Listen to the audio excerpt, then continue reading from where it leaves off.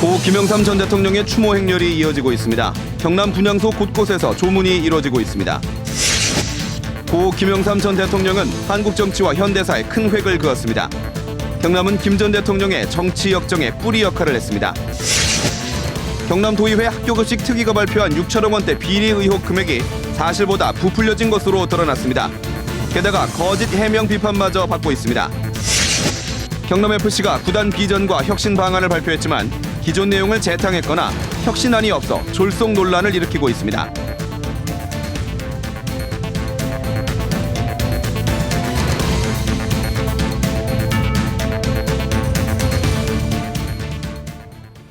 안녕하십니까. 이어서 경남 소식입니다. 김영삼 전 대통령 서거 이틀째가 되면서 경남 곳곳에 분향소가 마련됐습니다. 도민들은 분향소를 찾아 조문을 하며 민주화를 이룬 큰 산이었던 고인을 애도했습니다. 박상현 기자입니다. 김영삼 전 대통령 서거를 애도하는 현수막과 함께 대형 분향소가 마련된 경남도청. 첫 분향자는 김 전 대통령의 발탁으로 정치를 시작한 홍준표 경남지사. 분향 내내 굳은 표정이었습니다. 한국 현대사의 건국 이래 가장 큰 변혁을 이끈 그런 대통령이셨습니다. 일반인의 발길도 이어지며 도청 분향소 설치 하루 만에 700명이 넘는 조문객이 찾아왔습니다. 김 전 대통령 고향 마을에 꾸려진 분향소에도 꾸준히 조문객이 찾았습니다. 특히 고향에서 배출해 민주화라는 큰 일을 한 대통령이 서거해 주민들의 안타까움은 더욱 컸습니다. 이 고장에서 대통령이 태어나는 걸 참 기쁘게 생각하면서 우리로 봐서는 역대 대통령으로서는 최고 아니냐 이렇게 생각합니다. 진주시청과 양산운동장, 거창군청 앞 등 경남 다른 곳에도 분향소가 꾸려졌습니다. 조문객들은 민주화와 군사 독재 종식을 위해 목소리를 높이던 고인의 모습을 생생히 기억합니다. 종식시키십니다, 여러분. 군부 독재를 군사 독재를 종식시키십니다 하는 것을 정말로 강력하게 주장해 다녔었고 경남 정치권도 자체적으로 분향소를 꾸리는 등 여야 모두 김 전 대통령 서거에 애도를 나타냈습니다. KBS 뉴스 박상현입니다.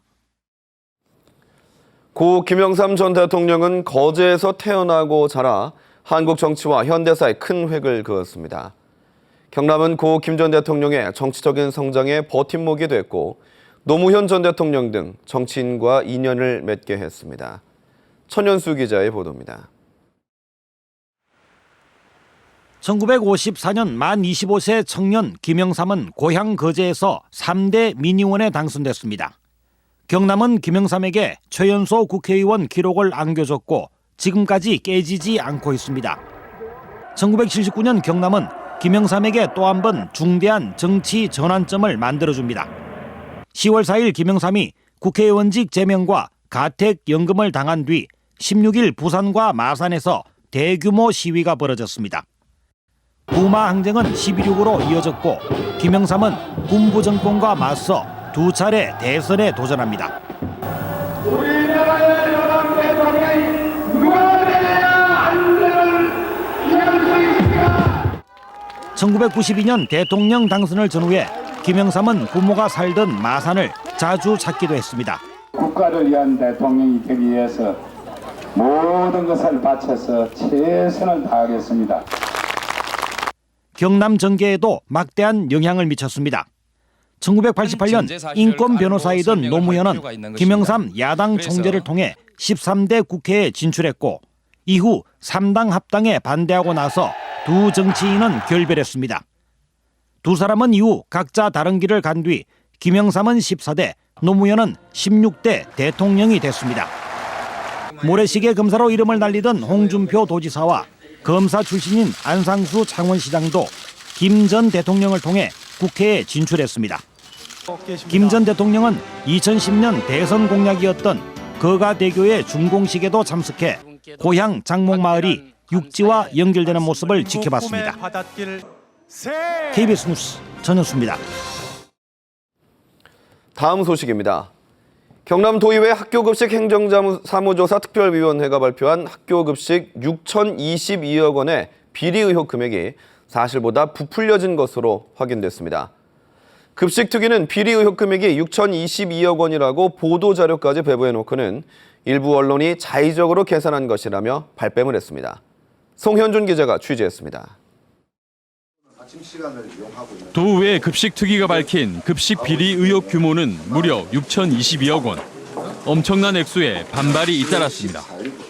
비리 금액의 총합이 수천억이라고 이야기하시면 안 되죠. 횡령을 했든지 유용을 했든지 그렇게 해서 저지른 법률 위반 행위의 금액이 그게 비리가 돼야 되지.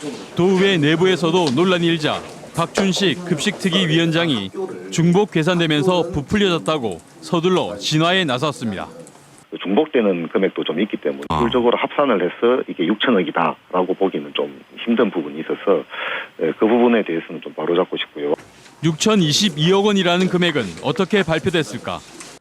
도의회 급식특위가 지난 16일 기자회견 직후 배포한 문서에는 분명 6,022억 원이라고 명시되어 있고 이튿날 도교육청의 반발에 대한 반박 보도자료에도 분명히 비리 의혹이 있는 금액은 6,022억 원이다라고 되어 있습니다. 일부 언론에서 이거 산술적으로 합산을 해가지고 6천억이다라고 주장을 했다고 하는데 저희 특위에서는 6천억 규모라는 말을 한 번도 한 적이 없었거든요. 경남도의회 급식특위가 확인도 안 된 내용을 발표한 데 이어 거짓 해명까지 하면서 신뢰성에 타격을 받게 됐습니다. KBS 뉴스 송현준입니다. 올 시즌을 9위로 마감한 경남FC가 구단 비전과 혁신 방안을 발표했습니다. 그런데 대부분이 이미 해왔던 일이거나 팀을 살리는 본질과는 거리가 멀고 또 일부 내용은 사실관계도 맞지 않았습니다. 김대진 기자의 보도입니다. 지난달부터 2번이나 연기했던 구단 운영 비전과 혁신 방안은 외국인 선수를 없애고 36명의 선수단을 26명으로 10명을 줄입니다. 근거는 다른 2부 리그 팀들의 평균 선수 인원에 맞춘 것이라고 했습니다. 한국 프로축구연맹에 등록된 2부 리그 구단의 선수 현황을 살펴봤습니다. 충주 39명, 경남 36명, 수원FC 34명, 대구와 부천 33명 등 군 복무 구단인 상무와 경찰청을 제외하고 9개 구단 선수 290명, 평균 32.2명입니다. 25명 내외인 걸로 알고 있습니다. 챌린지 리그 구단들을 조사해가지고 우리도 이 정도 수준은 돼야 안 되겠느냐. 그렇게 해서 나온 숫자입니다. 1년 동안 시즌을 끌어가야 하는 프로팀에서 부상과 군 복무 등으로 이탈 인원이 생기면 17명 엔트리조차 구성하기 힘든 역대 최소 구단이 되는 셈입니다. 혁신을 위한 구대 세부 과제도 살펴봤습니다. 스킨십 강화와 축구장 문화 선도, 교류회장 마련, 분산 교체, 지역공헌 활동 등입니다. 대부분이 이미 구단에서 해왔던 일이어서 혁신과는 거리가 멀다는 평가입니다. 구단은 2013년부터 학교와 복지시설 등을 찾아 연간 100회가 넘는 재능 기부와 사회공헌 활동을 펴왔습니다. 스킨십도 거의 사실은 아시다시피 없었습니다. 무슨 김장관 거기 한번 간 적도 없고. 내년 예산은 올해보다 10억 원을 줄였고 목표는 플레이오프 진출. 경남FC가 내놓은 혁신 방안이 졸속이라는 비난을 피하기 어렵게 됐습니다. KBS 뉴스 김대진입니다. 지폐에 유리 테이프를 붙여 자동 판매기에서 동전을 훔친 10대 2명이 경찰에 붙잡혔습니다. 청소년들 사이에 공공연한 수법이라고 하는데요. 자판기 지폐 수납 장치를 보완해야 할 것으로 보입니다. 차주아 기자가 취재했습니다. 인적이 드문 새벽, 10대 2명이 커피 자동 판매기로 다가갑니다. 한 명은 망을 보고 다른 한 명은 자판기에 1,000원짜리 지폐를 넣습니다.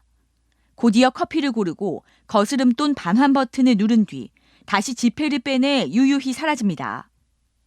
경찰은 유리 테이프를 붙인 지폐를 써서 자판기에서 동전을 훔친 혐의로 18살 박모군 등 2명을 불구속 입건했습니다. 이들은 한 번 범행을 할 때마다 이런 자판기 4-5대를 돌며 수십 차례씩 거스름돈을 가로챘습니다. 지난달부터 한 달 동안 1,000원짜리 지폐 한 장으로 훔친 동전만 50만 원에 이릅니다. 100원짜리만 쭉 빠져 있으니까 인지를 했죠. 그리고 이제 커피를 이렇게 많이 쏟아놓고 그래서 한 자판기에서 계속해서 반복되면 이제 화가 나죠. 자판기 관리자가 수익금을 매일 정산하지 않는 데다 소액 절도는 잘 신고하지 않는 점을 노렸습니다. 커피 자판기에 지폐 투입 후에 찢어진 지폐가 발견되거나 정상 과정에서 금액과 일치하지 않는 그런 부분이 발견되면 경찰에 신고해 주시면. 자판기 지폐 수납 장치가 범행에 취약한 것으로 드러나면서 자판기 관리에 비상이 걸렸습니다. KBS 뉴스 차주아입니다.